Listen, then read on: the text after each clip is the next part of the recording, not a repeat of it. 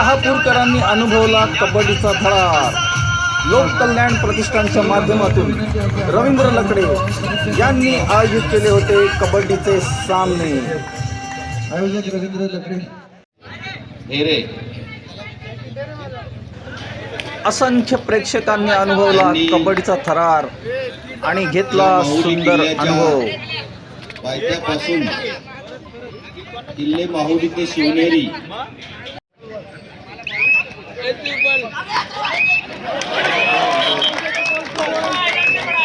अंतिम सामन्यात भिडले अखनरपाडा टिटवाळा आणि कल्याणचा संघ.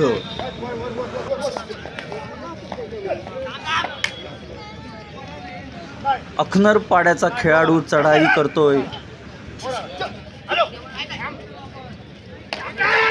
आणि तो बाद.